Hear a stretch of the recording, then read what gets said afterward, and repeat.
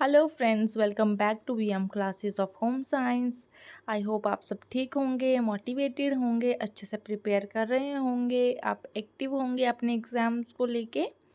तो चलिए मैं आपको बताती हूँ। इससे जो पहला लेक्चर है वहाँ पे मैंने आपको बताया था कि हम सारी जो थेरीज़ है ह्यूमन डेवलपमेंट की और बिहेवियर की जो है वो कवर करने वाले हैं।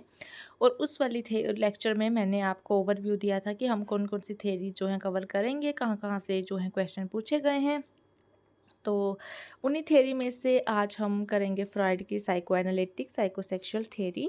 तो चलिए स्टार्ट करते हैं।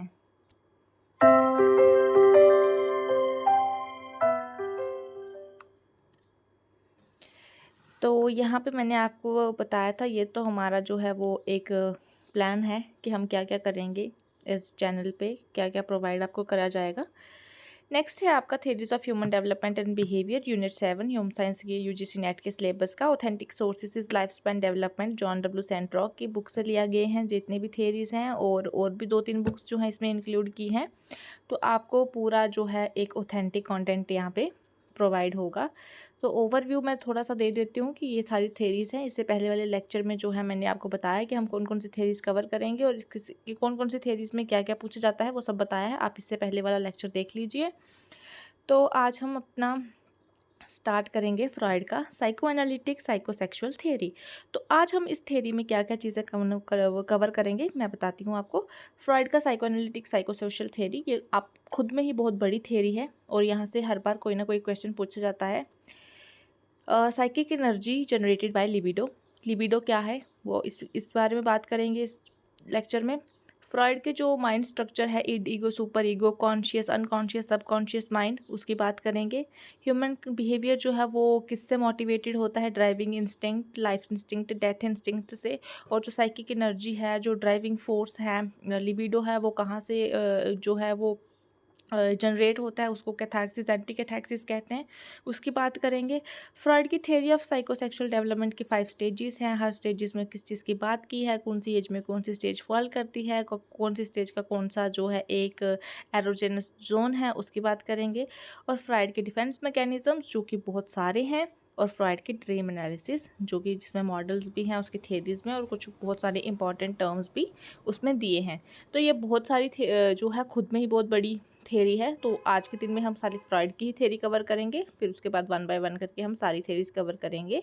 तो मैंने कोशिश की है कि वो सारी चीज़ें यहाँ पे प्रोवाइड की जाएँ जो आपके एग्ज़ाम रेलिवेंट है और आपके एग्ज़ाम में पूछी जा सकती हैं। ऑल्दो कंटेंट तो बहुत ज़्यादा था, लेकिन मैंने वही चीज़ें लाई हैं जो एग्ज़ाम रेलिवेंट है।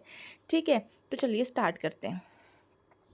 सबसे पहले तो लिबिडो होता क्या है, लिबिडो की बात करेंगे। लिबिडो क्या होता है? लिबिडो होता है आपका जो है डिज़ायर, लस्ट, जो कि आपका लैटिन वर्ड से निकला है, जिसका मतलब होता है आपका डिज़ायर। डिज़ायर होता है आपका कोई भी इच्छा, कोई आपकी तीव्र इच्छा या लालसा, जिसको हम कहते हैं कोई ऐसी आपका कोई कामना है, कोई आपकी जो है इच्छा है।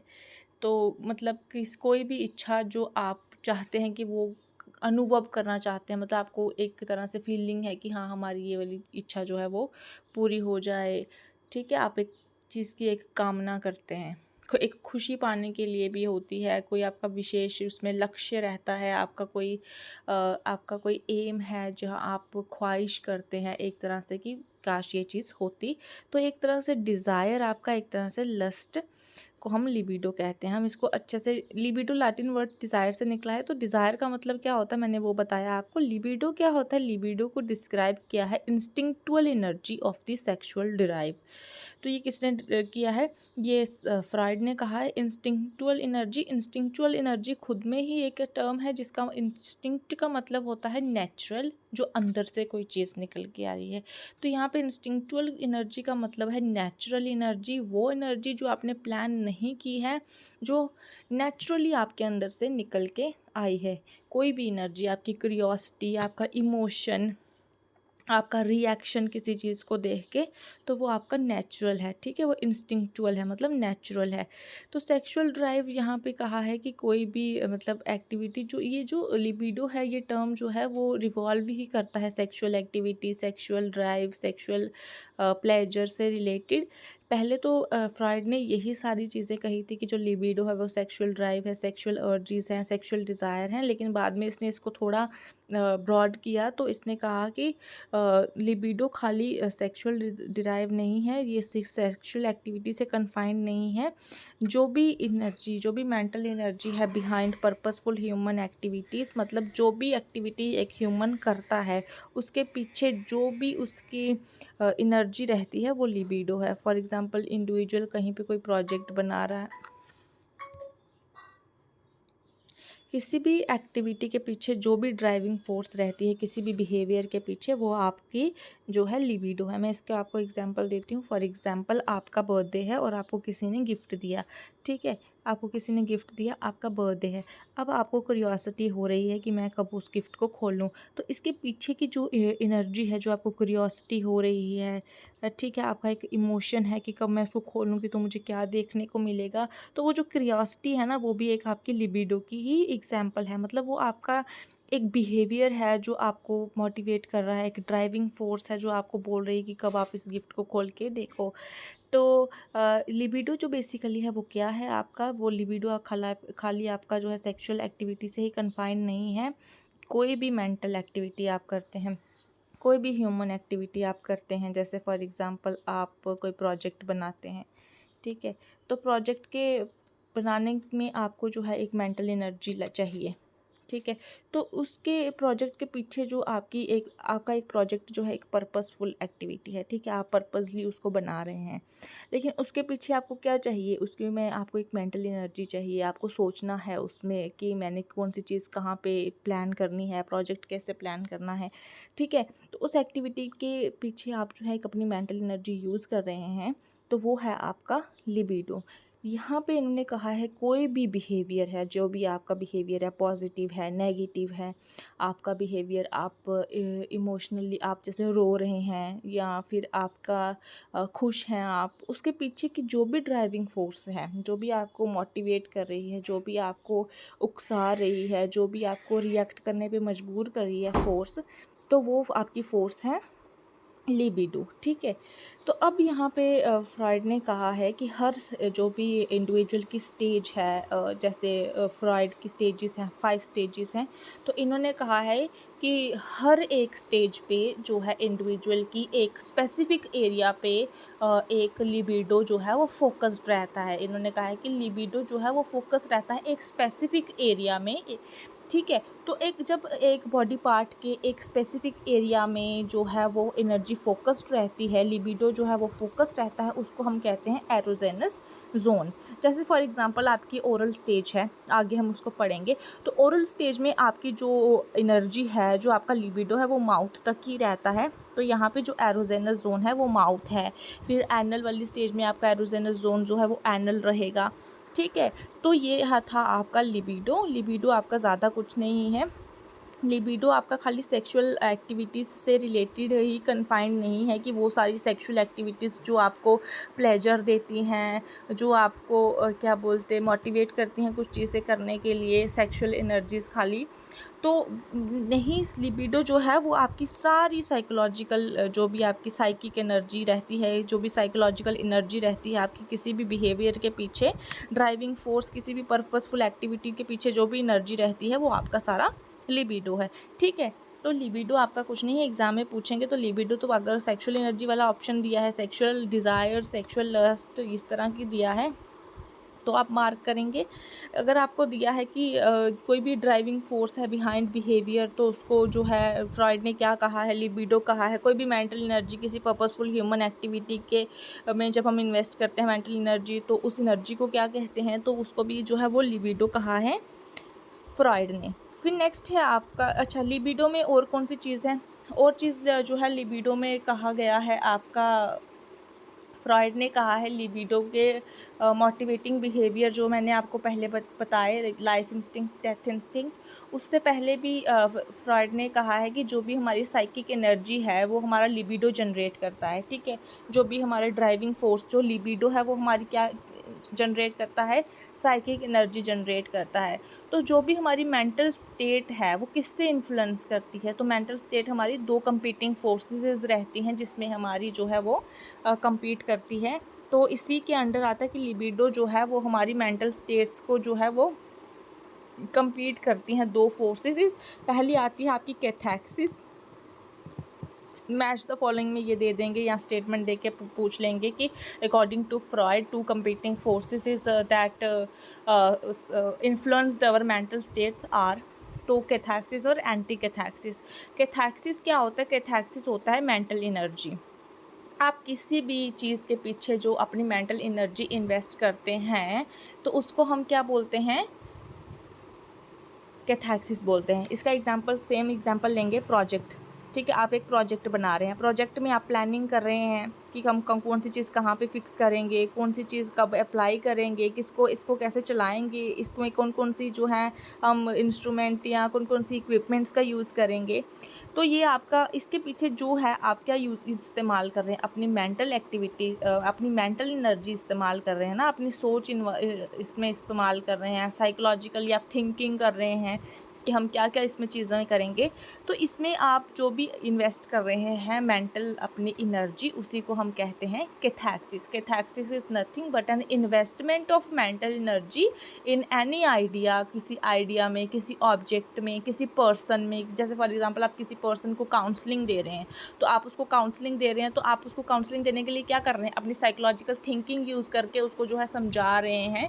तो वही सारी मेंटल एनर्जी जो आप किसी चीज़ में, किसी ऑब्जेक्ट में, किसी आइडिया में इन्वेस्ट करते हैं, तो उसको हम कहते हैं कैथैक्सिस। ठीक है, ये हो गया आपका कैथैक्सिस। अब आता है आपका एंटी कैथैक्सिस।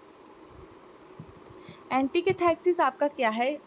इसमें ये है कि आपके जो भी आपके डिज़ायर्स हैं, ठीक है, आपकी अर्जीज़ हैं, आपकी इच्छाएं हैं, आपकी कामनाएं हैं, आप उनको करना तो चाहते हैं लेकिन आप उनको कर नहीं पा रहे हैं बिकॉज़ वो सोशली एक्सेप्टेबल नहीं है।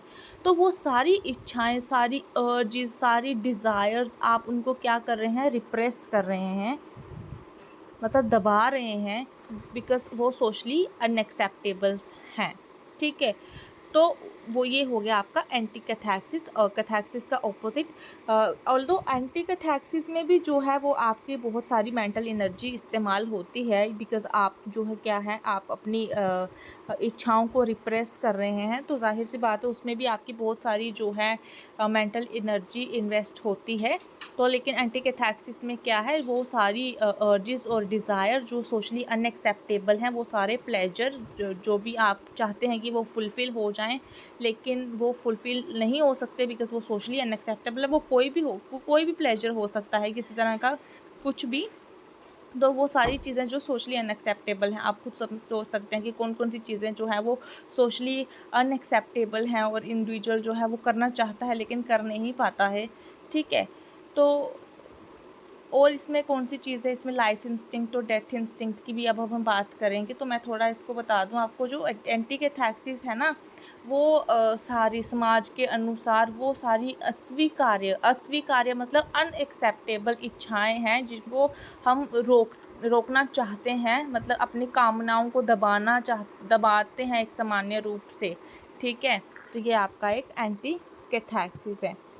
नेक्स्ट मैंने किस चीज़ की बात की थी? नेक्स्ट मैंने आपको कहा था कि हमने जो है इसमें जो है ह्यूमन बिहेवियर, ये आपका था कि मेंटल इन्वेस्टमेंट जो है वो मेंटल स्टेट को दो इन्फ्लुएंस करती हैं एनर्जीज, वो कैथैक्सिस और एंटी कैथैक्सिस था।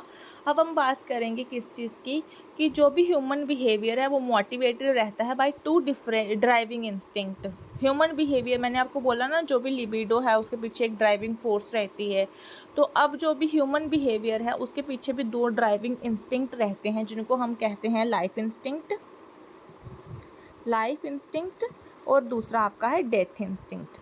ठीक है, अब लाइफ इंस्टिंक्ट क्या है आपका?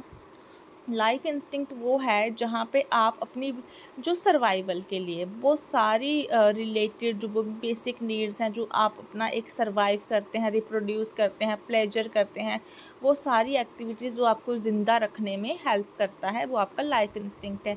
डेथ इंस्टिंक्ट हो गया आपका अनकॉन्शियस विश फॉर डेथ। आपको पता है एक ना एक दिन तो हर किसी को ये संसार छोड़ के जाना है, तो कहीं ना कहीं हमको पता है कि हमारी जो है मौत होनी है। तो वो जो डेथ इंस्टिंक्ट है वो हमको अनकॉन्शियसली भी पता है कि ये है। और इसमें फ्रॉइड ने कहा है कि जो एक सेल्फ डिस्ट्रक्टिव बिहेवियर होता है इसमें, कि जो इंडिविजुअल है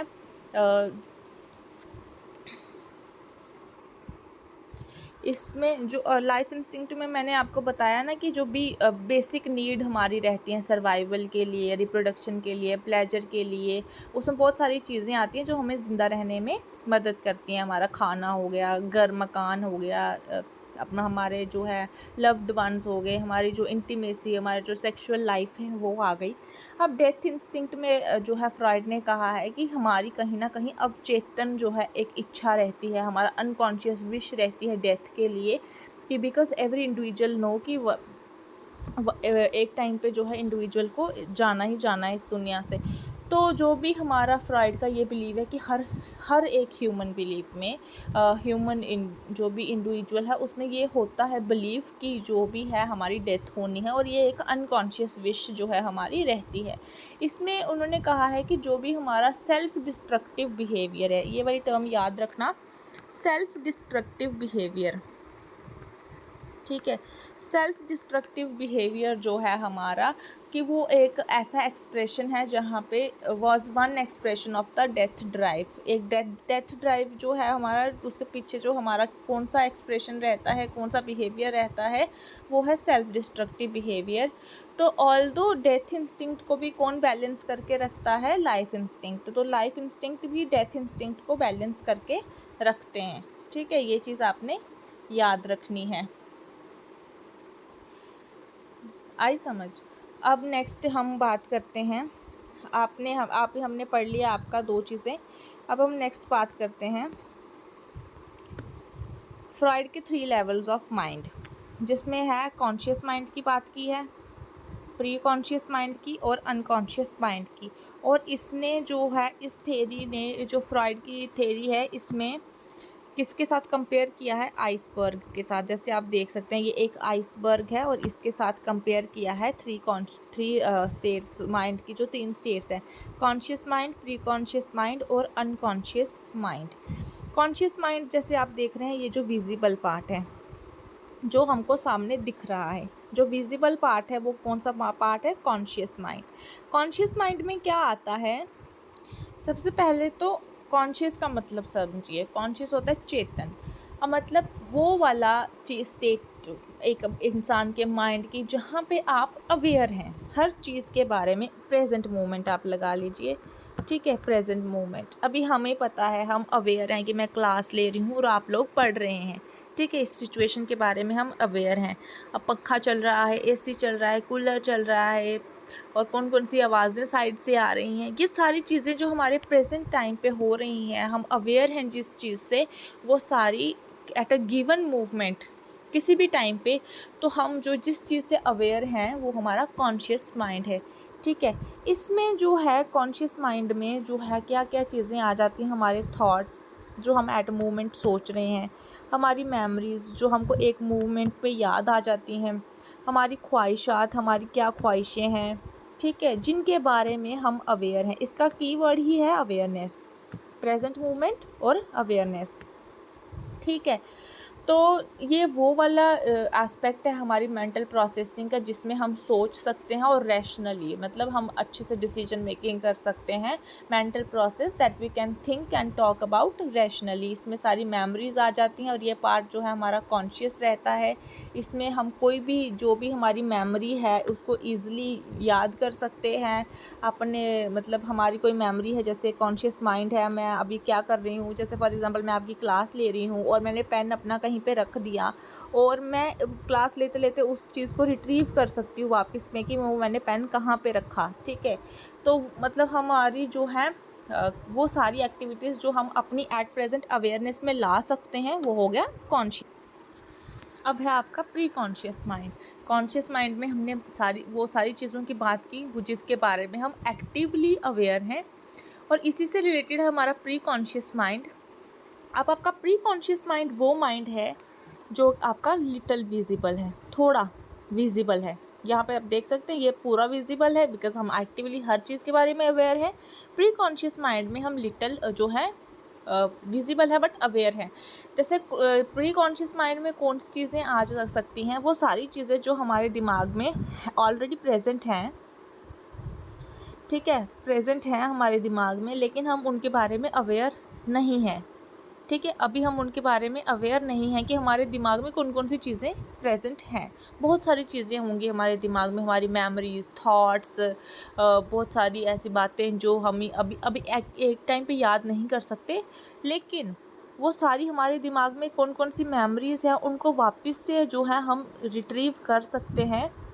कब रिट्रीव कर सकते हैं? जब कोई पर्टिकुलर सिचुएशन आ जाती है, कोई ऐसा मूवमेंट आ जाता है। जैसे मैं आपको एग्जांपल देती हूँ, फॉर एग्जांपल आप 10th क्लास में थे, ठीक है, और आपके स्कूल में कोई एक्टिविटी हुई होगी जो कि बहुत फ़नी थी एक्टिविटी, और आपके दिमाग में वो चीज़ है कि हाँ, आपके दिमाग में मोस्ट ऑफ दी वो मेमोरीज़ होंगी जो आपके स्कूल टाइम की होंगी, आपके बचपन की होंगी, लेकिन आप हर एक मेमोरी को जो है अभी अपनी अवेयरनेस में नहीं ला सकते। तो आपको क्या करना पड़ेगा उसके लिए? एक सिचुएशन ऐसी होगी जहाँ पे आप, जैसे फॉर एग्ज़ाम्पल आपके फ्रेंड्स आपको मिले, आपके स्कूल फ्रेंड्स आपको मिले, और आपने जो है बैठ के बहुत सारी बातें की।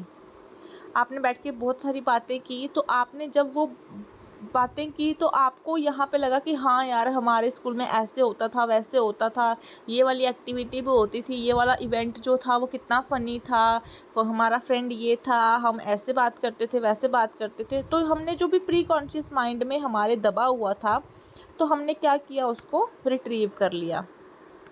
अब हमारे फ्रेंड्स मिले और हमारी मेमोरीज़ में जो भी कुछ था, तो हमने उसको क्या किया, रिट्रीव किया, और वो सारी एक्टिविटीज़, जो भी सारे इमोशंस, जो भी मेमोरीज़ जो थी दबी हुई थी प्री कॉन्शियस माइंड में, वो जो है बाहर निकल के आई। तो प्री कॉन्शियस माइंड का सिंपली यही है कि वो सारी जो भी है आपकी जो भी अवेयरनेस है वो आपकी माइंड में होती है प्रेजेंट ऑलरेडी, और आपको उसको किसी भी मूवमेंट में, किसी भी सिचुएशन में रिट्रीव कर सकते हैं, वापस से रिट्रीव कर सकते हैं, वो आपके दिमाग में प्रेजेंट होती है। अब नेक्स्ट आपका आ जाता है अनकॉन्शियस माइंड। अनकॉन्शियस माइंड वो है जिसके बारे में आप टोटली अवेयर नहीं हैं, आपको पता ही नहीं है, ठीक है। अनकॉन्शियस माइंड में आपके जो आता है आउटसाइड ऑफ अवेयरनेस, ठीक है। कॉन्शियस में हमने बात की, आप अवेयर हैं। प्री कॉन्शियस में हमने बात की कि अवेयर नहीं हैं, लेकिन अवेयर हो सकते हैं एक पर्टिकुलर टाइम पे, एक पर्टिकुलर मूवमेंट में। अगर वो कोई सिचुएशन आ सकती है तो जो भी हमारे दिमाग में है उसको रिट्रीव किया जा सकता है। अनकॉन्शियस माइंड की अगर हम बात करें तो ये आउटसाइड जो है, हमारे दिमाग से बाहर है, आउटसाइड अवेयरनेस, ये हमारी अवेयरनेस में नहीं है, ठीक है। ऑल्दो ये हमारे बिहेवियर से ही इन्फ्लुएंस होते हैं, लेकिन ये हमारे आउटसाइड है। इसमें आपके नेगेटिव थॉट्स भी आ सकते हैं, ठीक है, बहुत सारी चीज़ें, जैसे नेगेटिव थॉट्स, एक पर्टिकुलर चीज़ को लेके कितने सारे नेगेटिव थॉट्स आएंगे, पॉजिटिव भी आएंगे लेकिन नेगेटिव थॉट्स भी आएंगे, उनके बारे में आप अवेयर नहीं हैं। सेल्फ डिफीटिंग थॉट्स, बहुत सारे बिहेवियर, एक जैसे इंडिविजुअल बैठा है और उसके दिमाग में कितने सारे थॉट्स आते हैं, कितने सारे थॉट्स आते हैं, कुछ के बारे में आप अवेयर हैं, कुछ के बारे में आप अवेयर ही नहीं हैं। एंगर की फीलिंग्स, रीज़न क्या है एंगर की फीलिंग का पता नहीं। कंपल्सिव बिहेवियर इसमें आ जाते हैं, कोई बिहेवियरल प्रॉब्लम है, अनहेल्दी हैबिट्स हैं आपकी, वो सारी चीज़ें मतलब जिसके बारे में आप टोटली अवेयर नहीं हैं, आप वो चीज़ें करते भी हैं, तो वो आपका अनकॉन्शियस माइंड है। जैसे फॉर एग्ज़ाम्पल, इसकी मैं आपको एग्ज़ाम्पल देती हूँ। इसको उसने कहा है, फ्रॉइड ने कहा है, फ्रॉइडियन स्लिप, फ्रॉइडियन स्लिप। आप मेरी वर्ड्स पे ध्यान दो, लिखा मुझसे अच्छे से यहाँ पे जा नहीं रहा है। तो फ्रॉइडियन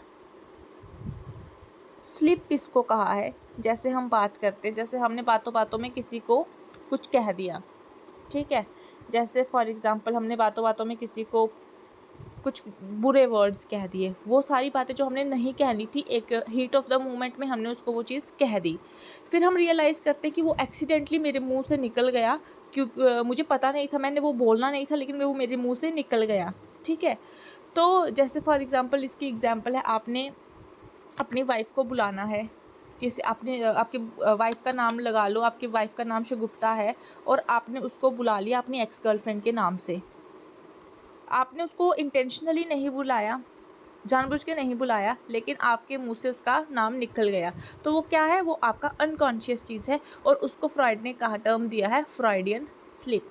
ठीक है, तो इसको हम सिंपल जो है एरर भी कहते हैं, कि जो हमारे सडन इंट्रूजन होते हैं अनकॉन्शियस माइंड के, तो वो कॉन्शियस माइंड में आ जाते हैं, मगर हमारे उसमें जो है हम उसमें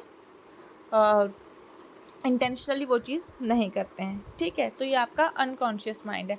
अब जो अनकॉन्शियस माइंड है उसको ईजिली असेस नहीं किया जाता, वो साइको एनालिटिक्स जो आपके बहुत प्रोफेशंस होते हैं वही करते हैं, लेकिन अनकॉन्शियस माइंड में आपके वो सारे इमोशंस आ जाते हैं जो हमारी अवेयरनेस में नहीं हैं, लेकिन वो इमोशन हमारे जो हैं वो हमारे बिहेवियर को इन्फ्लुएंस करते हैं, उनका जो है इम्पैक्ट होता है हमारे बिहेवियर पे, लेकिन हम अवेयर नहीं होते हैं। जैसे फॉर एग्ज़ाम्पल हम कभी कभी कहते हैं ना मेरा मूड ख़राब है, लेकिन हमको रीज़न नहीं पता है उसके बिहाइंड का। मूड ख़राब है, हमारे बिहेवियर को इम्पैक्ट कर रहा है, हमको जो है एक्टिविटीज़ परफॉर्म नहीं करने दे रहा है, लेकिन हमको पता ही नहीं है उस मूड के पीछे का रीज़न क्या है। तो वो कहीं ना कहीं आपके अनकॉन्शियस माइंड का कोई इमोशन है जो आपको इम्पैक्ट कर रहा है आपके बिहेवियर को। इसमें वो सारी आपकी रिप्रेस्ड फीलिंग आ जाती हैं। कभी कभी आपको कोई कुछ कह देता है, आपको उसमें उस सिंपल सी बात है उस पर रिएक्शन नहीं होना चाहिए, लेकिन आप रिएक्शन दे देते हैं। कहीं ना कहीं उसके अंदर यहाँ से ये निकल के आता है कि जो भी अनकॉन्शियस माइंड के अंदर जो भी हमारी रिप्रेस्ड फीलिंग्स हैं, जो भी हमारी हिडन मेमोरीज़ हैं, हमारी हैबिट्स हैं, हमारी सोच है, डिज़ायर्स हैं, किसी तरह का कोई भी रिएक्शंस हैं, तो वो सारा अनकॉन्शियस माइंड जो है वो हमारे बिहेवियर को इम्पैक्ट करता है, ऑल्दो वो हमारे जो है आउटसाइड होता है हमारी अवेयरनेस में। तो ये था आपका अनकॉन्शियस माइंड के बारे में। तो जो कॉन्शियस माइंड है वो आपका अवेयर है, प्री कॉन्शियस माइंड में अवेयरनेस लाई जा सकती है, और अनकॉन्शियस माइंड आपका टोटली अनअवेयर है। ठीक है, तो ये चीज़ें आपको याद रखनी है। कॉन्शियस माइंड में क्या होता है, प्रेजेंट मोमेंट में हर चीज़ के बारे में हमको पता होता है। प्री कॉन्शियस माइंड में हमारी चीज़ें दबी हुई होती हैं, लेकिन हम उनको अपनी अवेयरनेस में वापस से ला सकते हैं, अपनी मेमोरीज में से। फॉर एग्जांपल कोई चीज़ हमारी इन्फॉर्मेशन में कोई स्टोर है दिमाग में, तो हम उसको वापस से रिट्रीव कर सकते हैं। वो आपकी प्री कॉन्शियस माइंड है। और आपका अनकॉन्शियस माइंड जो हमारे टोटल आउटसाइड अवेयरनेस है, और उसमें जितने भी इमोशंस थॉट रहते हैं वो हमारे बिहेवियर को इन्फ्लुएंस करते हैं, लेकिन हम उनसे अनअवेयर हैं। ठीक है, तो ये आपके आगे conscious mind, pre conscious mind और अनकॉन्शियस माइंड की होता क्या है। ठीक है, नेक्स्ट है आपका इड, ईगो और सुपर ईगो। ये क्या है आपका, इड क्या है, ईगो क्या है, सुपर ईगो क्या है, और फिर इनको एसोसिएट किया है आपका कॉन्शियस, अनकॉन्शियस और प्री कॉन्शियस लेवल से। ठीक है, तो चलिए बात करते हैं। इड जो है इसको इड जो है आपका, इसको फ्रॉइड ने कहा है बेस सोर्स ऑफ ऑल जो भी हमारी एनर्जीज हैं। तो इन्होंने कहा है कि जो लिबिडो है ना, जो भी आपके ड्राइविंग फोर्सेस हैं किसी भी एक्टिविटीज़ को करने के लिए, कोई भी आपकी और जो कोई भी इच्छा है उसको परफॉर्म करने के लिए, जो भी ड्राइविंग फोर्स है आपका लिबिडो है, वो इसी स्टेज में ज़्यादा इसका जो है इम्पैक्ट रहता है, सोर्स रहता है। अब इड जो है वो आपका इंटायरली अनकॉन्शियस है। इड आपका इसके जो है एग्ज़ाम में प्रिंसिपल पूछते हैं। इड जो है आपका किस पे काम करता है, प्लेजर प्रिंसिपल पे। प्लेजर प्रिंसिपल पे मतलब आपका इमीडिएट ग्रेटिफिकेशन, इमीडिएटली आपका कोई काम जो है वो होना चाहिए। इसकी एग्जांपल बहुत बार दी जाती है। जैसे फॉर एग्जांपल एक बच्चा है, वो मम्मा के साथ मार्केट में गया, उसने वहाँ पे टॉय देख लिया, कार देख ली, अब उसने रोना स्टार्ट कर दिया। उसको ये है कि मुझे वो ईज़िली मतलब अभी के अभी चाहिए, वो कार मुझे मम्मा दिला दो, मुझे अभी चाहिए। तो उसको वो कार मिलेगी तो उसको वो बहुत बड़ी ज़्यादा खुशी मिलेगी। वो सोच रहा है कि मैं इस कार को घर जाके चलाऊँगा, तो मुझे ये कार चाहिए अभी। तो वो बहुत ज़्यादा ज़िद करता है कि मम्मा मुझे ये कार दिला दो। ये वाला लेवल बड़ा अनकॉन्शियस है, बच्चे को पता नहीं है मैं कर क्यों रहा हूँ, मैं रो क्यों रहा हूँ, मेरे रोने का रीज़न क्या है, बट उसको कुछ नहीं पता है। उसको सिर्फ पता है मुझे क्या चाहिए, मुझे ये कार चाहिए। तो इड वाला जो है ये काम करता है आपका प्लेजर प्रिंसिपल में, और इसमें आपके बेसिक इम्पल्सिस रहते हैं सेक्स एंड एग्रेशन और इमीडिएट ग्रेटिफिकेशन, मतलब इमीडिएट सेटिस्फेक्शन ऑफ द, कि आपको कोई चीज़ चाहिए तो आपको वो इमीडिएटली चाहिए। ये इरेशनल है, इम्पल्सिव है, इसमें इरेशनल थॉट्स रहते हैं, आपका जो है अनकॉन्शियस लेवल पे ऑपरेट करता है। और ये जो है इंटायरली अनकॉन्शियस है, और जितनी भी लिबिडनल आपकी एनर्जीज़ हैं उनका मेजर सोर्स है। जितनी भी आपकी लिबिडनल एनर्जी है उनका जो सोर्स है, उनको सर्व कौन करता है? इड करता है। और ये किसी भी स्टेज में हो सकता है आपका, ज़रूरी नहीं है कि आपका इन्फेंट स्टेज में ही होगा, ये पर्टिकुलर किसी भी स्टेज में होता है। ठीक है, फिर आपका आ जाता है, आपका नेक्स्ट आ जाता है सुपर ईगो। सुपर ईगो क्या होता है? आपका प्री कॉन्शियस लेवल होता है। प्री कॉन्शियस लेवल मतलब मैंने आपको पीछे समझाया कि वो सारी चीज़ें जो हम रिट्रीव कर सकते हैं। सुपर ईगो आपका किसके पे काम करता है? मॉरल प्रिंसिपल पे काम करता है, सोशल मॉरल प्रिंसिपल पे काम करता है। इट आपका प्लेजर प्रिंसिपल पे काम करता है, प्लेजर सीकिंग पे, इमीडिएट ग्रेटिफिकेशन पे काम करता है। सुपर ईगो जो है आपका मॉरल और सोशल प्रिंसिपल पे काम करता है। इसमें आपको क्या चाहिए? Perfection, striving for perfection, incorporated from parent, becoming a person, conscience, operate mostly eight pre conscious level. Super ego में आपका कंसाइंस का और आइडियल का कॉन्सेप्ट रहता है। ठीक है, कंसाइंस में कंसाइंस मतलब कंसाइंस आपको ये बताता है कि क्या चीज़ सही है और क्या चीज़ गलत है। ठीक है, जब सही और गलत की पहचान की बात की जाती है तो वो आपका कंसाइंस है। वो कहाँ पे काम करता है? आपका सुपर ईगो में काम करता है, और ये प्री कॉन्शियस लेवल है। फिर आपका आ जाता है नेक्स्ट ईगो। ईगो जो है आपका किस पे काम करता है? कॉन्शियस लेवल पे काम करता है। और ईगो जो है वो किस पे काम करता है? रियलिटी प्रिंसिपल पे। ईगो का मतलब, ईगो जो है वो आपका executive mediating between id impulses and superego inhibitions. मतलब जब आपका इड और सुपर ईगो के बीच में जंग चल रही होती है तो उसको बैलेंस कौन करता है? बीच में इड बैलेंस करता है। ये एक रियलिटी प्रिंसिपल पे काम करता है। इसमें रैशनल थॉट्स होते हैं, इड में आपके जो है इर्रेशनल थॉट्स होते हैं। आपको पता नहीं है आपका बिहेवियर किसी पर्टिकुलर चीज़ के लिए ऐसे क्यों है, लेकिन जो ईगो है और वो आपको समझाता है, वो आपको रैशनली जो है थॉट्स प्रोवाइड करता है। और ईगो जो है वो कॉन्शियस लेवल पे काम करता है, but also pre conscious level पे भी काम करता है। तो ईगो जो है आपका conscious as well as preconscious level दोनों पे काम करता है। सुपर ईगो आपका खाली प्री कॉन्शियस लेवल पे काम करता है, और इड आपका अनकॉन्शियस लेवल पे काम करता है। और ये कौन कौन से प्रिंसिपल्स पे काम करते हैं वो आपने याद रखना है। ईगो जो है वो है आपका पर्सनैलिटी का एक इम्पॉर्टेंट एस्पेक्ट है, जो रियलिटी पे काम करता है। जो क्या करता है? जो भी आपकी इड है, इड है आपका मतलब, इड है आपका एक डिमांडिंग चीज़ है। जो आपको कोई भी चीज़ है जो आप डिमांड कर रहे हैं, इमीडिएटली आपको प्लेजर चाहिए। और मतलब फॉर एग्ज़ाम्पल आपको किसी चीज़ की, जैसे मैं आपको एग्ज़ाम्पल देती हूँ, दो दोस्त हैं, दोनों की आपस में लड़ाई हो गई और आप चाहते हैं आप उनकी लड़ाई छुड़वाएं। आप उन दोनों को साथ जो है एक को समझाएं या मारपीट करें। आपका मन है कि आप उन दोनों को थप्पड़ लगाएं, तो आपका मतलब आपको इस चीज़ से प्लेजर मिलेगा कि आप उनकी लड़ाई छुड़ाओगे, मुक्का मारा मुक्की करके या धक्का मुक्की करके। लेकिन जो है ईगो जो है वो आपको रैशनल थॉट्स प्रोवाइड करेगा। वो आपको बोलेगा कि नहीं, आप बातचीत जो है वो आप वर्बली भी बातचीत करके किसी दो चीज़ों को, दो इंसानों को समझा सकते हैं। ठीक है, तो जो भी ईगो है वो आपको सेफ़ और सोशली एक्सेप्टेबल वेज प्रोवाइड करता है, जिससे आप क्या कर सकते हैं? सेफली जो है चीज़ों से निकल सकते हैं। तो समझ आया आपको ईगो क्या है, सुपर ईगो क्या है और ये क्या है? सुपर ईगो जो है वो आपका पर्सनैलिटी का पार्ट है, जो आपका मॉरल और स्टैंडर्ड बिहेवियर पे काम करता है, जो यूजुअली हम अपने पेरेंट्स से, फैमिली से, सोसाइटी से एक्वायर करते हैं। ठीक है, वो आपका ईगो है। एक बार फिर से मैं आपको समझा देती हूँ। इड जो है वो आपका क्या है? इड जो है आपका जो है इमीडिएट प्लेजर की बात करता है। इसमें रियलिटी और मॉरलिटी जो है वो कंसीडर नहीं की जाती है। इड जो है वो आपका मोस्ट बेसिक पार्ट है हमारी पर्सनैलिटी का, और इसका इम्पॉर्टेंट पार्ट ये है कि ये जो इड है वो हमारे जो ह्यूमन बीइंग के अंदर जो है वो प्रेजेंट रहता है फ्रॉम बर्थ। ठीक है, इड जो है वो इज़ प्रेजेंट फ्रॉम बर्थ, और जो है जितने भी हमारे प्रीमियल डिज़ायर्स हैं, जितने भी हमारे अर्जेस हैं, उन सबको रिप्रेजेंट करता है। इस वजह से इसको जो है libidinal energy, source of all libido energy भी जो है फ्रॉइड ने कहा है। क्यों? क्योंकि इड जो है वो हमारे अंदर बर्थ से ही प्रेजेंट रहता है, और जितनी भी हमारे डिज़ायर्स हैं, जितनी भी हमारी अर्जेस हैं, उनको रिप्रेजेंट करता है। और इड में जैसे मैंने आपको बताया, इमीडिएट प्लेजर और डजंट कंसिडर रियलिटी और मॉरलिटी।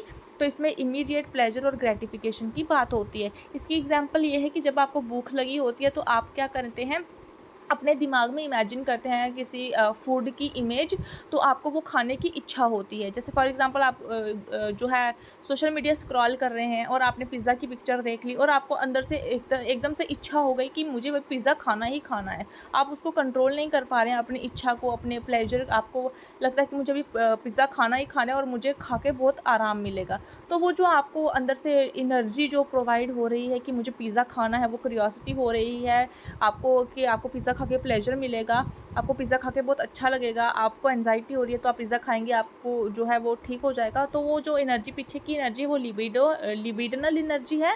और जो आपका ये जो एग्ज़ाम्पल है, ये ईड की एग्ज़ाम्पल है कि when you are hungry and you want to eat right away, तो दैट्स योर ईड जो है आपका काम कर रहा है। ठीक है, फिर आपकी बात आती है आपकी ईगो की। ईगो क्या करता है, ईगो जो है आपका बैलेंस बनाए रखता है इन दोनों में, सुपर ईगो में और इड में जो है वो बैलेंस बना के रखता है।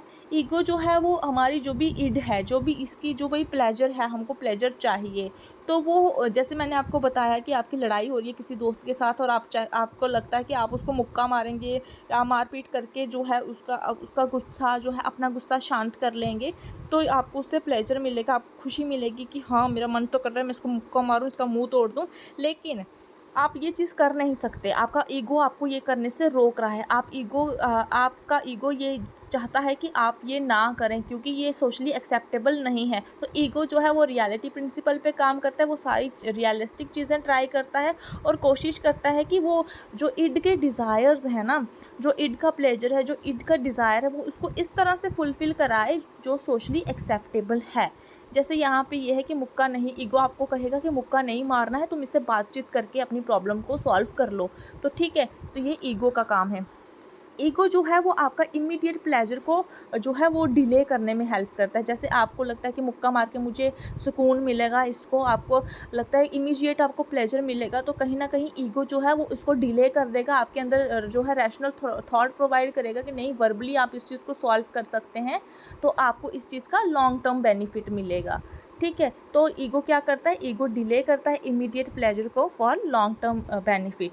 तो इसकी ही एग्जांपल ऊपर वाली लेते हैं कि ये है कि when you are hungry but know it will take time to prepare food, so wait there that your ego at work. जैसे आपने पिज़्ज़ा खाना है, इमीडिएटली तो आपको पिज़्ज़ा नहीं मिल जाएगा ना कि मुझे अभी खाना है तो मुझे अभी चाहिए। ईगो कहेगा कि नहीं, तुम पहले ऑर्डर तो करो पिज़्ज़ा, और फिर डिलीवरी आने में टाइम भी लगेगा। तो ये जो चीज़ें हैं, ये आपका ईगो एट वर्क है। ठीक है, ईड आपका कैसे वर्क पे है कि आपको पिज़्ज़ा इमीडिएटली चाहिए, लेकिन ईगो आपका कैसे वर्क पे है कि जो है आपके इमीडिएट प्लेजर को वो क्या कर रहा है, डिले कर रहा है कि हाँ भाई डिलीवरी आने में टाइम लगेगा। सुपर ईगो क्या है, सुपर ईगो जो है हमारा रिप्रेजेंट करता है मॉरल स्टैंडर्ड्स को, मॉरलिटी को और आइडियल्स को। और सुपर ईगो में जो आपकी वो सारी चीज़ें आ जाती हैं जो हमारी पेरेंटल टीचिंग होती है, सोसाइटल टीचिंग होती है, रॉन्ग क्या है, राइट क्या है, what is right, what is wrong. जो कंसाइंस की मैंने बात की, कंसाइंस जो है वो आपका सुपर ईगो में फॉल करता है, जो भी आपके आइडियल्स हैं वो आपके सुपर ईगो में फॉल करते हैं। तो सुपर ईगो आपको गाइड करता है कि कैसे आपने मॉरली और एथिकली एक्सेप्टेबल वेज में काम करना है। तो मतलब अब आपको जैसे एग्जांपल है, आपने पिज़्ज़ा खाना है, आपने देखा कि आपके पड़ोसी के घर में पिज़्ज़ा है, तो आप उसको चुराएँगे तो नहीं, आपको इमीडिएटली प्लेजर चाहिए, तो आप क्या करोगे, when you think about stealing food but don't because you know it's wrong, तो आपका सुपर ईगो जो है वो काम पे है। फॉर एग्जांपल आपके फ्रेंड के पास पिज़्ज़ा है या आपके रूममेट ने पिज़्ज़ा मंगा लिया, वो आपसे शेयर नहीं करना चाहता है, तो आप उसका जो है पिज़्ज़ा चुरा के खा लोगे, उसके फ्रिज में पिज़्ज़ा पड़ा है, आप चुरा के खा लोगे। तो आपका जो है सुपर ईगो आपको बोलेगा कि नहीं, ये चीज़ गलत है, चुराना बुरी बात है, आप अपना पिज़्ज़ा ऑर्डर कर लीजिए, ईगो कहेगा। और लेकिन सुपर ईगो कहेगा कि ये चीज़ गलत है। तो जब सही और गलत की बात आती है तो वो सुपर ईगो जो है वो आपका काम पे लग जाता है। ठीक है, तो ये आपकी एग्जांपल है। आई होप आपको ईगो और सुपर ईगो अच्छे से समझ आया होगा।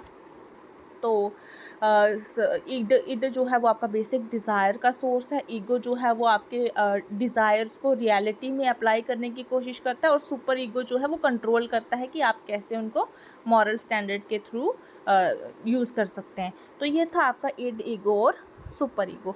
इसमें जो आपने याद रखना है, इसमें जो है ईगो रियलिटी प्रिंसिपल पे काम करता है, इसमें रैशनल चीज़ों की बात आती है, conscious level, unconscious level, pre conscious level पे काम करता है। सुपर ईगो आपका प्री कॉन्शियस लेवल पे काम करता है और ईड आपका अनकॉन्शियस लेवल पे काम करता है, और आपने इनके प्रिंसिपल्स भी याद रखने हैं और सुपर ईगो का कंसाइंस और आइडियल भी याद रखना है। ठीक है, आई होप आपको अच्छे से ये चीज़ समझ में आई होगी। आप लोग मुझे कमेंट करके भी बताया करो कि आपका पढ़ाने का तरीका सही है नहीं है। अगर कोई इम्प्रूवमेंट के लिए सजेशन है तो आप मुझे वो भी बताओ। ठीक है, नेक्स्ट हम करेंगे आपके साइकोसेक्सुअल स्टेजेस जो हैं। मैं आपके लिए कंटेंट ला सकती थी लंबा लंबा लिख के भी, लेकिन हम पिक्चर्स के थ्रू इसको याद करेंगे, क्योंकि अगर हमारे दिमाग में पिक्चर छपी होगी तो हमको वो चीज़ें ईजिली याद रहती हैं। हमको वर्ड्स याद नहीं रहते, हमको पिक्चर्स याद रहती हैं।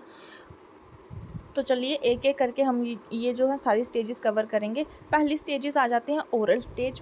ओरल स्टेज में क्या रहता है? Pleasure seeking. Pleasure seeking is through the infant mouth. During this stage they like to put things in mouth.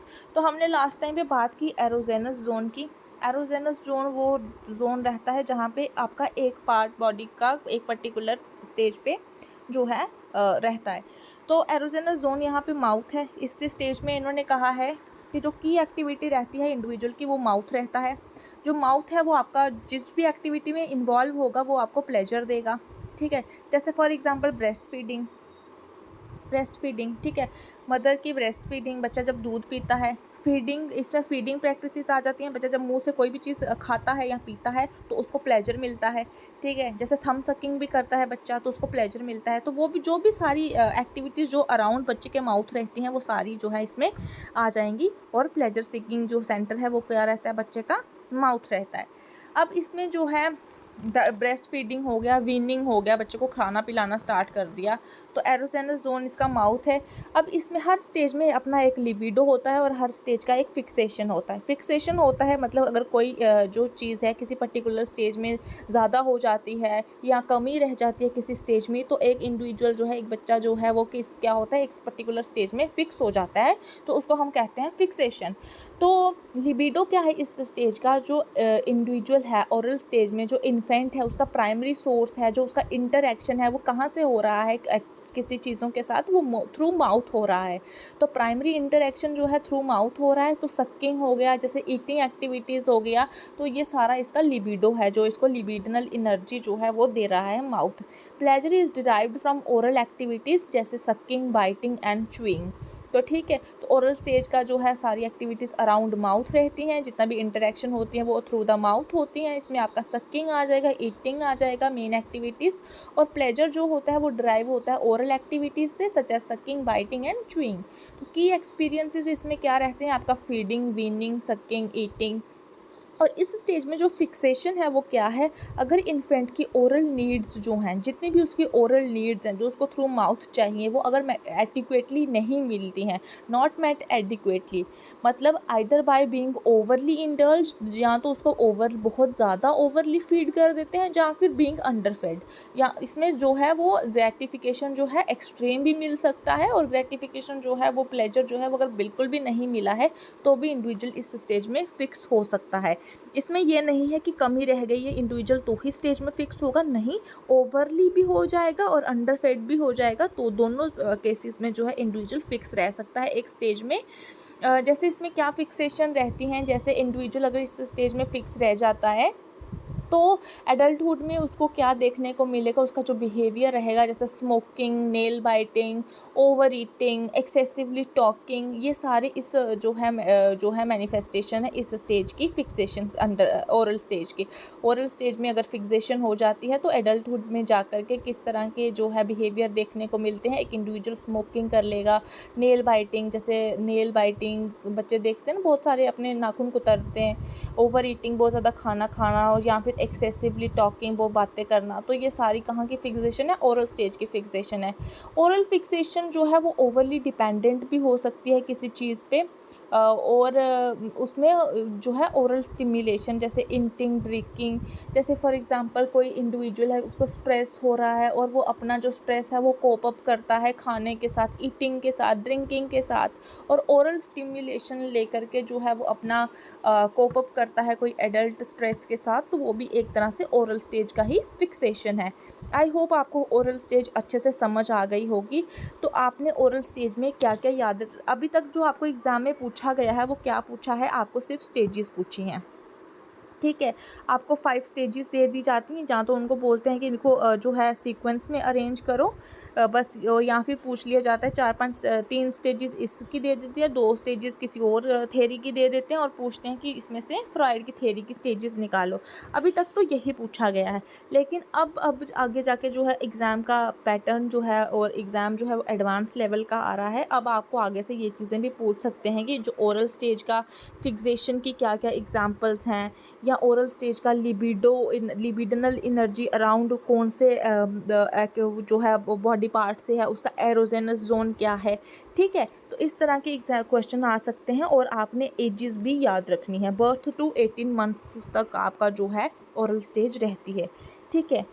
Hope so आपको ओरल स्टेज अच्छे से समझ आ गई होगी, ओरल स्टेज का लिबिडो, ओरल स्टेज का की एक्सपीरियंसेस और इसका फिक्सेशन अच्छे से समझ में आ गया होगा। अब हम बात करते हैं एनल स्टेज की। एनल स्टेज आपका 18 मंथ्स टू 3 ईयर रहता है, या फिर 1 to 3 ईयर्स भी इसको लिखते हैं। जैसे ओरल स्टेज में मेन एरिया क्या था, एरोजेनल जोन क्या था, आपका माउथ था, और एनल स्टेज में क्या आ जाएगा, आपका आ जाएगा एनल स्टेज में आपका एनस, ठीक है।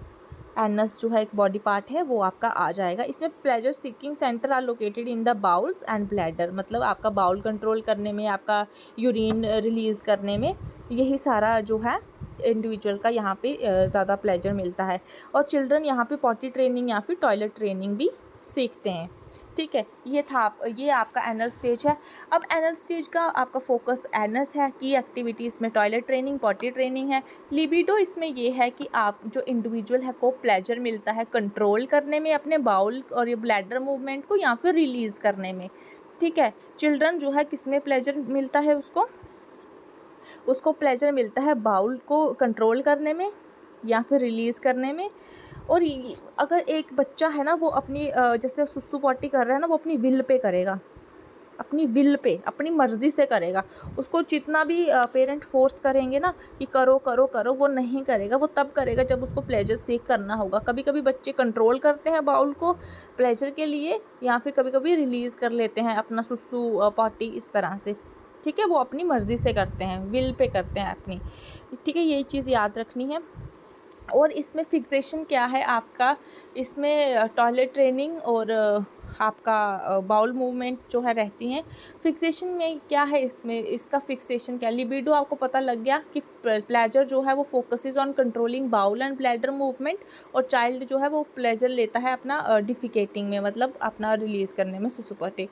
अब जो की एक्सपीरियंस है इसमें toilet training, potty training. Fixation क्या है, if toilet training is too strict और टू लीनियंट, अगर बहुत ज़्यादा स्ट्रिक्ट प्रोवाइड की है या लीनियंट इस चीज़ को लिया गया है, तो चाइल्ड जो है वो एनल फिक्सेशन जो है इस स्टेज में डेवलप कर लेगा। तो अगर स्ट्रिक्ट ट्रेनिंग दी है किसी बच्चे को, अगर स्ट्रिक्ट ट्रेनिंग दी है, तो वो क्या कर लेगा, एक एनल रिटेंटिव पर्सनैलिटी जो है वो डेवलप कर लेगा एक तरह से। मतलब एनल रिटेंटिव पर्सनैलिटी में ये आ जाएगा कि वो फर्दर जो है इस तरह की एक्टिविटीज़ करेगा जहाँ पे वो ज़िद्दी, मतलब एनल रिटेंटिव पर्सनैलिटी में एक किस तरह के कैरेक्टरिस्टिक्स आ जाते हैं, ऑर्डरलीनेस, मतलब थोड़ा मेसी सा रहना पसंद करते हैं, ज़िद्दी होते हैं, रिजिडिटी उनमें होती है।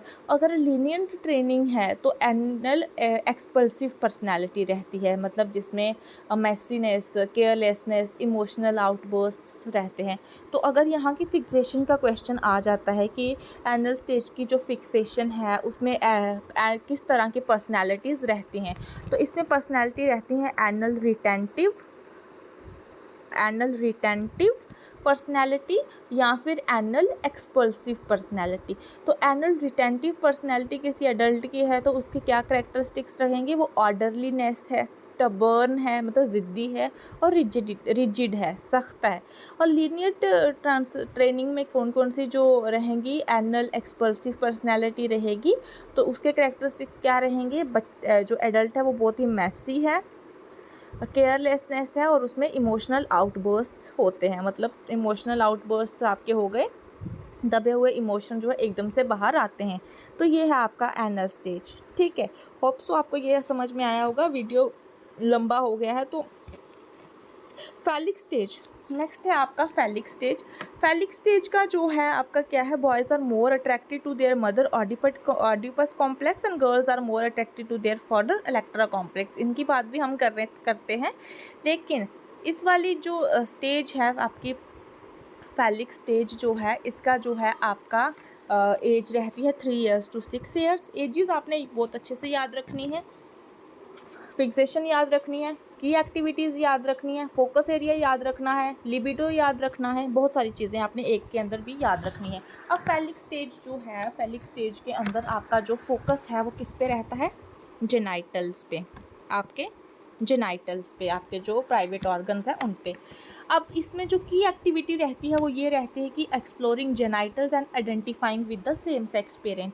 अब सेम सेक्स, अब आपको एग्ज़ाम में क्वेश्चन पूछेंगे कि जो सेम सेक्स आइडेंटिफिकेशन है पेरेंट्स के साथ और जेनाइटल एक्सप्लोरेशन वो कौन सी स्टेज में होता है। बहुत सारे बच्चे लगा लेंगे जेनाइटल स्टेज, जेनाइटल को देख के, लेकिन इसका आंसर है फैलिक। फैलिक स्टेज में जो है जेनाइटल एक्सप्लोरेशन होता है और हम आइडेंटिफाई करते हैं अपने सेम सेक्स पेरेंट्स के साथ, जहाँ पे फादर के साथ अगर गर्ल्स जो हैं आइडेंटिफाई करती हैं तो इलेक्ट्रा कॉम्प्लेक्स, और मदर के साथ बॉयज़ करते हैं तो ऑडिपस कॉम्प्लेक्स कहते हैं उस चीज़ को। तो लिबिडो इसमें क्या रहता है, लिबिडो इसमें यही रहता है कि जो चाइल्ड का जो सेंटर है मेजर उसका अपने जेनाइटल्स पे रहता है और वो अपनी बॉडी के बारे में ज़्यादा अवेयर होता है और सीखता है कि क्या डिफरेंस है बिटवीन मेल एंड फीमेल। बच्चा जो है डिफरेंस सीखता है मेल एंड फीमेल में, कौन सी स्टेज में, वो सीखता है फैलिक स्टेज में। ये भी आपको एग्जाम में पूछ सकते हैं कि एक जो इंडिविजुअल है वो कब लर्न करता है, कौन सी स्टेज में लर्न करता है difference between male and female, और कौन सी स्टेज में जो है अपनी बॉडीज़ के बारे में, अपने जेनाइटल्स के बारे में अवेयर होता है, वो फैलिक स्टेज में होता है। की एक्सपीरियंसेस इसमें, और जो एक्सपीरियंसेस की बात की है तो इसमें ऑडिपस और इलेक्ट्रा कॉम्प्लेक्स जो है इसमें एक्सपीरियंस रहता है। आपने एक्सपीरियंस भी याद रखने हैं, ओरल स्टेज का क्या एक्सपीरियंस है, एनल स्टेज का क्या एक्सपीरियंस है। फैलिक स्टेज का एक्सपीरियंस जो है वो आपका है ऑडिपस कॉम्प्लेक्स बॉयज़ में और इलेक्ट्रा कॉम्प्लेक्स गर्ल्स में। एक एक करके समझते हैं। ऑडिपस कॉम्प्लेक्स क्या होता है, ऑडिपस कॉम्प्लेक्स एक अनकॉन्शियस, ये कॉन्शियस नहीं होता है, ये अनकॉन्शियस होता है। इसके बारे में अब लड़का अवेयर नहीं है कि ये मुझे क्यों हो रहा है। ये एक तरह से अनकॉन्शियस सेक्सुअल डिज़ायर होती है फॉर देयर मदर्स। बॉयज़ क्या कर लेते हैं, बॉयज़ जो है डिवेल्प करते हैं एक अनकॉन्शियस डिज़ायर फॉर, एक unconscious sexual desire for their mothers, और अपने फादर्स को वो अपना दुश्मन, अपना राइवल समझते हैं फॉर देयर मदर्स अफेक्शन। अगर फादर जो है अपनी मदर, अगर हस्बैंड जो है वो वाइफ को अटेंशन देता है, उससे प्यार करता है, तो रोमांस करता है, तो एक इंडिविजुअल जो है, जो बॉय है, उसको राइवलरी होती है, वो उसको अपना एक तरह से दुश्मन समझने लगता है कि हाँ ये क्यों मेरी मदर के साथ ऐसा कर रहा है, बिकॉज वो क्या डिवेल्प कर रहा है, एक अनकॉन्शियस सेक्सुअल डिज़ायर डिवेल्प कर रहा है। ठीक है, लेकिन वो अपने फादर के साथ फाइट नहीं कर सकता। वो लड़का जो है वो अपने फादर के कुछ कह नहीं सकता कि आप मेरी मम्मी को क्यों छू रहे हैं, ऐसे मत करो, ये मत करो, क्योंकि उसको क्या है, एक डर है। किस चीज़ का डर है, उसको ये डर है कि मुझे पनिशमेंट मिलेगी। उसको लगेगा कि मैं अपने फादर को मना करूँगा तो मुझे पनिशमेंट मिलेगी, मैं अपने फादर को, अपना गुस्सा जो है अपने फादर पे निकालूंगा तो मुझे मार पड़ जाएगी या मुझे डांट पड़ जाएगी। तो उसको एक तरह से फेयर है। उस फेयर को जो है एक फ्रॉइड ने टर्म दिया है, उसको कहते हैं castration anxiety, CASTRATION, castration anxiety. तो इसको क्या कहा है, इसको कहा है कि ये जो है ऑडिपस कॉम्प्लेक्स के टाइम पे जो बच्चा है अनकॉन्शियस सेक्सुअल डिज़ायर अपनी मदर के लिए डेवलप कर लेता है और अपने फादर को अपना राइवल समझता है, और उसी टाइम पे वो अपने फादर को अपने जो इमोशंस है उस पर एक्सप्रेस नहीं कर सकता है, बिकॉज उसको जो है डर है कि मुझे पनिशमेंट मिलेगी, उसको एक तरह से एनजाइटी है अंदर से, तो उसको कहते हैं कैस्ट्रेशन एनजाइटी। वो सारी चीज़ें जो अपना एक इंडिविजुअल जो है फादर जो बच्चा है वो फादर के लिए फील कर रहा है। तो होप सो आपको ये चीज़ें समझ में आ गई होगी ऑडिपस कॉम्प्लेक्स क्या है। अब ऑन द अदर हैंड आ जाता है इलेक्ट्रा कॉम्प्लेक्स। इलेक्ट्रा कॉम्प्लेक्स में क्या है, गर्ल्स एक्सपीरियंस करती है penis envy, penis envy, ENVY, penis envy experience करती हैं। उनको लगता है कि उनमें डिप्राइव्ड फीलिंग आती है कि उनको लगता है कि उनका अंदर उनको पेनिस नहीं है। जब इस स्टेज में जब इंडिविजुअल जो है अपने जेनाइटल्स के बारे में अवेयर होता है और गर्ल्स देखती हैं कि उनके जो छोटे भाई हैं उनको जो है ऑर्गन, जो उनका प्राइवेट ऑर्गन जो पेनिस है वो डिफरेंट है एज कंपेयर टू गर्ल्स, तो उनको इस तरह की फीलिंग आती है कि जो है हम अधूरे हैं, हमारा जो पेनिस है वो कहीं ना कहीं कट हो गया है या काट दिया है। तो उनको एक तरह से पेनिस एनवी आती है और वो भी अनकॉन्शियस सेक्सुअल डिज़ायर जो है वो डेवलप करते हैं अपने फादर्स के towards, viewing their mother as rival. तो यहाँ पे भी जो है अपनी मदर को राइवल समझ के वो भी अपने फादर के टूवर्ड्स जो है अनकॉन्शियस सेक्सुअल डिज़ायर डेवलप करते हैं। ठीक है, अब इस स्टेज का फिक्सेशन क्या है, अगर कॉम्प्लेक्सेस रिजॉल्व नहीं होते हैं, इलेक्ट्रा कॉम्प्लेक्स और ऑडिपस कॉम्प्लेक्स रिवॉल्व अगर नहीं रिजॉल्व होते हैं, बच्चा नहीं समझ पाता है इन चीज़ों को आगे चल के, तो इसमें जो है प्रॉब्लम हो सकती है एडल्टहुड में। जैसे डिफ़िकल्टी हो सकती है कि हम अपनी अथॉरिटी फिगर्स को आइडेंटिफाई नहीं कर पाते हैं। जैसे फॉर एग्ज़ाम्पल फादर एक घर का अथॉरिटी फिगर है और गर्ल उसको नहीं समझेगी, अपना मतलब डिफ़िकल्टी होगी उसको, उसके साथ अनहेल्दी रिलेशनशिप डिवेल्प होंगे।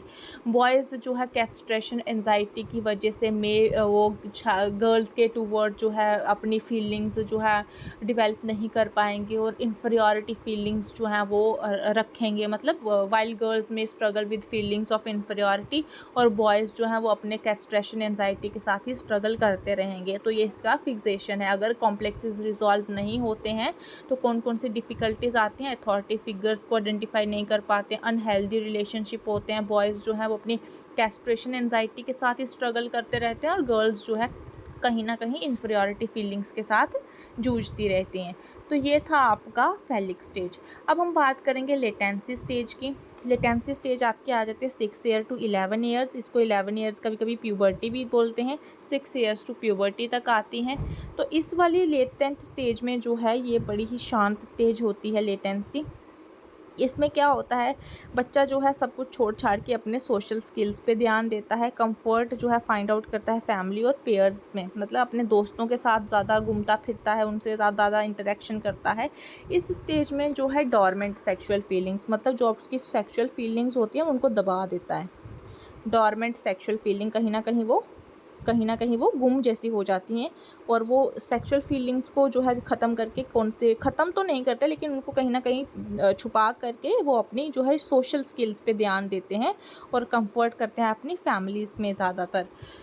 तो इसमें जो है की एक्टिविटी जो रहती है, वो की एक्टिविटी रहती है इसमें सोशल एंड इंटेलेक्चुअल स्किल्स। जैसे हमने बात की सोशल स्किल्स पे और इंटेलेक्चुअल स्किल्स पे जाते हैं, मतलब अपने स्कूल वगैरह शुरू कर देते हैं तो सोशल और इंटेलेक्चुअल स्किल्स पे काम करते हैं। इसमें जो है सेक्सुअल इम्पल्सेस मैंने कहा ना दबा देते हैं कहीं ना कहीं, तो वो सेक्सुअल इम्पल्सेस को क्या करते हैं, रिप्रेस कर देते हैं। और जो एनर्जी जो है वो किस में डेवलप करते हैं, अपनी जो नए स्किल्स सीखने में, नई नॉलेज सीखने में, उसमें जो है अपनी सारी एनर्जी उसमें चैनल करते हैं, मतलब उसमें इन्वेस्ट कर देते हैं अपनी एनर्जी। की एक्सपीरियंसेस इसमें रहते हैं सोशल इंटरेक्शंस, लर्निंग मतलब सीखते हैं और हॉबीज़ अपनी डेवलप करते हैं, नॉलेज जितनी हो सके उतनी एक्वायर करने की कोशिश करते हैं। इस स्टेज में जो फिक्सेशन है वो ये है कि अगर अगर पर्टिकुलरली चिल्ड्रन इस स्टेज में इन्वॉल्व नहीं है तो फिक्सेशन जो है वो यही रहेगी कि सेक्सुअल एनर्जी जो है उसकी डोरमेंट ही रहेगी। तो अनरिजॉल्व कॉन्फ्लिक्ट अगर अर्लियर स्टेजेस में रहते हैं तो वो कहीं ना कहीं इंडिविजुअल को एडल्ट स्टेज में प्रॉब्लम करते हैं। ठीक है, तो लेटेंसी स्टेज में आपका ज़्यादा कुछ नहीं है, बस इसमें ये है कि सोशल और इंटरेक्शन स्किल्स, इंटेलेक्चुअल स्किल्स पे काम करते हैं, सोशल सेक्सुअल फीलिंग्स को वो रिप्रेस कर देते हैं, social interactions, learning, hobbies develop करते हैं और फिक्सेशन इसमें ये रहता है कि सेक्सुअल एनर्जी जो है वो डोरमेंट रहेगी। ठीक है, नेक्स्ट हम बात करते हैं जेनाइटल स्टेज की, जो कि 11 onwards and with 1 reaches adulthood. तो प्यूबर्टी ऑनवर्ड्स भी इसको बोलते हैं। इस पे जो है फोकस एरिया रहता है जेनाइटल। ठीक है। आपने कंफ्यूज नहीं होना है फैलिक स्टेज में। फैलिक स्टेज का जो है कौन सा एरिया रहता है और इसका कौन सा एरिया रहता है, दोनों का ही जेनाइटल जो है वो फोकस्ड एरिया रहता है। इसका भी फोकस एरिया जेनाइटल रहता है और इसका भी फोकस एरिया जेनाइटल रहता है, ठीक है। अब जो है इसमें क्या करते हैं, इसमें इंडिविजुअल जो है फोकस एरिया जेनाइटल पे रहता है, लेकिन इसमें और क्या करते हैं individual, onset of puberty is demonstrative by showing strong interest in another person in the opposite sex. Yes, इसमें जो है की एक्टिविटी रहती है कि सेक्सुअल रिलेशनशिप को डिवेल्प करते हैं। इंटीमेसी इसमें आता है, इंटीमेसी डिवेल्प करते हैं और सेक्सुअल रिलेशनशिप जो है वो डिवेल्प करते हैं with the opposite sex members, मतलब इंटरेस्ट लेना स्टार्ट कर देते हैं गर्ल्स बॉयज़ में और वो बॉयज़ गर्ल्स में जो है अपोजिट सेक्स मेंबर्स में सेक्सुअली इंटरेस्ट लेना स्टार्ट कर लेते हैं, उनमें उनको दिलचस्पी आना शुरू हो जाती है।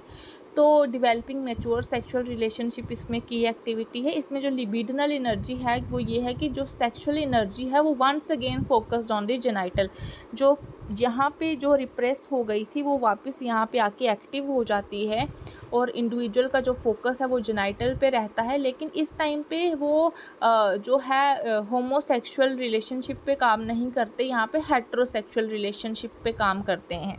हेट्रोसेक्सुअल यहाँ पे रिप्रेस हो जाती है और इस वाली स्टेज पे क्या था, वो सेम सेक्स पेरेंट के साथ जो है आइडेंटिफाई करते हैं। उनको जो सेम सेक्स हो रहते हैं उनको होमोसेक्सुअल कहते हैं, लेकिन जहाँ यहाँ पे इस स्टेज में हेट्रोसेक्सुअल मतलब ऑपोजिट सेक्स मेंबर्स जो रहते हैं उनको हेट्रोसेक्सुअल कहते हैं, ठीक है। तो हेट्रोसेक्सुअल में यहाँ पे रिलेशनशिप रहते हैं और एडल्ट रिस्पॉन्सिबिलिटीज़ रहती हैं, ठीक है। एडल्ट रिस्पॉन्सिबिलिटी भी इस स्टेज में रहती हैं। इसमें जो की एक्सपीरियंसेस है वो रहते हैं इंटीमेट रिलेशनशिप, ठीक है, pursuing love, establishment of career, career की बात यहाँ पे होती है, अपना लव मेट ढूंढना, अपना लव वन ढूंढना, जिसके साथ ज़िंदगी गुजारनी है वो भी यहाँ पे रहता है, ठीक है। अब इस स्टेज में फिक्सेशन क्या हो जाता है, सक्सेसफुली जो अगर इस स्टेज से लीड कर लेता है कोई तो वो वेल बैलेंस्ड अपनी लाइफ को जो है वो जीता है। अगर कोई एडल्ट है जो कैपेबल नहीं है अपने हेल्दी रोमांटिक रिलेशनशिप फॉर्म करने में, तो इस स्टेज में जो है वो फिक्सेशन और जो क्या रहेगी, वो सारे इश्यूज़ रहेंगे जो अनरिजॉल्व्ड हैं बाकी अर्लियर स्टेजेस में। इस स्टेज में जो इशू है वो अगर कोई अनरिजॉल्व्ड रह गया है या इस स्टेज में अर्लियर स्टेजेस में कोई भी इशू जो है वो सॉल्व नहीं हुआ है, अनरिजॉल्व्ड रह गया है, तो इस स्टेज में जो है उसकी जो कॉन्सिक्वेंसेस देखने को मिल सकते हैं। तो इसमें जो है इंटीमेसी फाइंड आउट नहीं कर पाएगा, रिलेशनशिप नहीं बना पाएगा और उसको हमेशा अपनी सेक्सुअलिटी पे जो है एक तरह से डाउट ही रहेगा कि उसके जो सेक्सुअल कहीं ना कहीं सेक्सुअलिटी उसकी डिसफंक्शंस तो नहीं है। तो ये सारी आज की स्टेजेस हैं, oral, anal, phallic, latency, genital. तो हमने ये अच्छे से पढ़ी है एक एक स्टेज कहाँ पे कौन सी स्टेज की क्या की एक्टिविटी है, कौन सी स्टेज का फोकस एरोजेनस जोन क्या है, कौन सी स्टेज का क्या लिबिडो है, कौन सी स्टेज का कौन सा की एक्सपीरियंस है, कौन सी स्टेज का क्या फिक्सेशन है। तो ये हमने बहुत अच्छे से एक एक चीज़ पढ़ी है। लेक्चर बहुत लंबा हो गया है, मैं अभी आपको डिफेंस मैकेनिज़म्स और जो है ड्रीम थेरीज़ हैं वो नहीं कराऊंगी, मैं इसका पार्ट 2 लेके आऊँगी, मैं आपको वहाँ कराऊँगी। होप सो आपको ये लेक्चर बहुत अच्छा लगा होगा और अच्छे से पसंद आया होगा। ये पिक्चर है, ये आप खुद पढ़ लीजिएगा। मैंने आपको अच्छे से एक एक चीज़ समझा दी है कि जो ओरल जोन है उसका प्रेशर एलिमेंट मूवमेंट, माउथ है, यहाँ पे बाउल्स एंड ब्लैडर है, यहाँ पे जेनाइटल है, यहाँ पे लेटेंसी पे यहाँ पे नन लिखा है, लेकिन लेटेंसी पे भी जो है वो आपका फोकस एरिया जो है सेक्सुअल फीलिंग्स को रिप्रेस करने में रहता है। तो ठीक है, ऑपोजिट सेक्स मेंबर में जेनाइटल स्टेज में आपको यहाँ पे लिखा है, जब ऑपोजिट सेक्स मेंबर भी और जेनाइटल भी आपका एरिया रहता है। और यहाँ पे कुछ एक्सप्लेनेशंस भी दी हैं, आप ये भी पढ़ लीजिए, लेकिन जो मैं बोलती हूँ उस चीज़ पे ज़्यादा ध्यान दीजिएगा, ठीक है। तो हर चीज़ के बारे में हमने अच्छे से बात की है। तो नेक्स्ट जो है हम अपना नेक्स्ट स्टेज में हम अपना डिफेंस मैकेनिज़म्स और ड्रीम एनालिसिस करेंगे। तब तक के लिए थैंक यू सो मच, और प्लीज़ आप चैनल को सब्सक्राइब कीजिएगा, मैं आपको इससे भी अच्छा कंटेंट प्रोवाइड करूँगी। Thank you so much everyone.